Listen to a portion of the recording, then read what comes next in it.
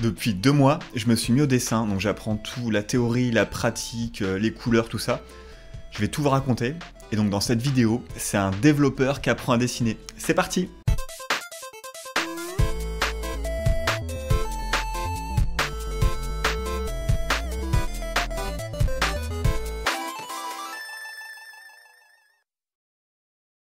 Ça s'est passé il y a 2 mois. J'ai un ami qui est dessinateur, il avait plein de matériel et il m'a filé une vieille tablette graphique qu'il n'utilisait plus depuis des années, c'est une Cintiq 13. Et donc il me l'a donnée. Et depuis j'arrête pas de dessiner et j'ai appris plein de trucs et je vais vous raconter ce que je pense avoir compris et ce que j'ai appris. À la base, une image, c'est des variations de couleurs. Et c'est le cerveau qui vient interpréter les variations de contraste et de couleurs pour donner du volume et du sens à l'image. Et quand on dessine, on doit apprendre à interpréter et à comprendre ces volumes et ces contrastes pour les reproduire à l'aide de traits, à l'aide de couleurs. Il faut observer, décortiquer les volumes, comprendre les formes, en fait regarder les corps, qu'est-ce qui fait qu'un corps va être plus masculin, plus féminin, comprendre les courbures qui apportent des émotions, qui donnent des sensations, comprendre pourquoi un visage va être plus jeune, plus vieux, plus agressif, qu'est-ce qui dégage une émotion. Et pour ça, il faut répéter sous tous les angles, jusqu'à ce que le cerveau retienne en mémoire. Et au bout d'un moment, ça a même modifié ma vision. Maintenant, quand je sors, quand je vais en ville, quand je suis en soirée, ben en fait, j'observe les gens, je regarde leur silhouette, je regarde leurs courbures, leurs proportions, leurs ratios, enfin, je vois plein de choses que je voyais pas avant.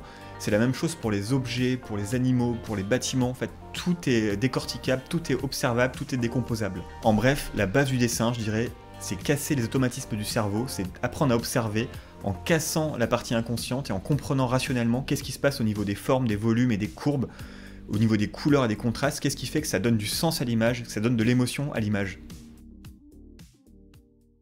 On passe à la pratique, et la première étape d'un dessin, c'est de commencer par un brouillon, par faire un schéma. On ne peut pas dessiner directement quelque chose de propre, il ne faut pas hésiter à faire des formes géométriques simples, trouver une bonne gesture, trouver vraiment ce qu'on veut produire, et pour ça il faut faire appel soit à des références, soit à son imagination, soit à tout ce qu'on a appris en observant, et du coup créer ses volumes, créer ses courbes, essayer, ne pas hésiter à effacer, revenir en arrière, jusqu'à ce que le geste, jusqu'à ce que la scène soit juste.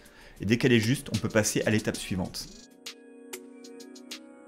Une fois qu'on est satisfait de son brouillon, on crée un nouveau calque et on passe à l'ancrage. Donc l'ancrage, c'est vraiment le truc le plus cool, je trouve. On repasse par-dessus ces tracés, on trouve les courbes les plus justes possibles, on peut créer plein d'effets, on peut jouer sur l'opacité de son trait, on peut jouer sur les réglages de son broche, on peut jouer sur la pression pour créer plus ou moins d'épaisseur à son trait, donner des illusions d'occlusion, de volume, d'ombre, etc. On peut jouer aussi sur les courbures de ses traits, on peut faire beaucoup de choses.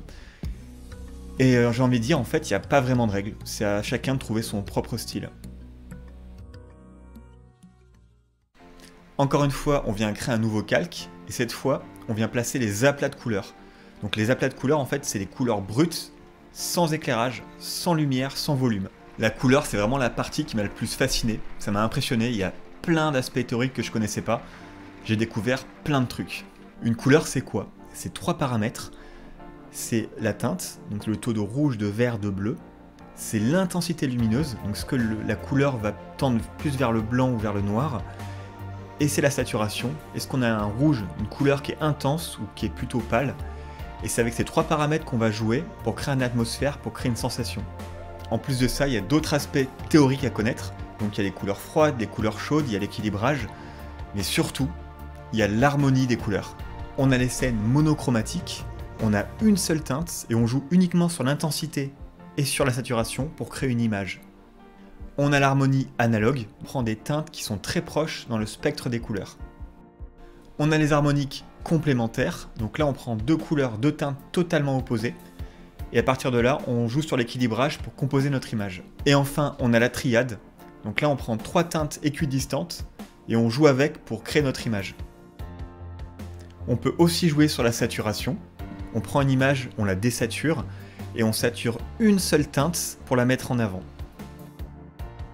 C'est vraiment un sujet qui est ultra vaste, il y a beaucoup de théories, il y a beaucoup de choses à connaître sur l'équilibrage des couleurs. En fait, c'est un sujet que je maîtrise pas du tout. Une fois qu'on a terminé ces aplats de couleurs, on crée un nouveau calque, on choisit de positionner des sources de lumière, une ou plusieurs, et à partir de là, on peut créer du volume à notre image, on peut créer du relief à l'aide d'ombre, à l'aide de lumière. Il y a plein de techniques pour faire de l'ombre et de la lumière, comme pour les couleurs, comme pour tout en fait.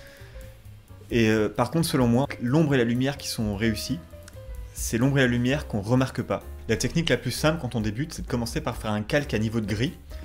Là, on prend une broche et on commence à peindre avec juste du gris, du noir ou du blanc.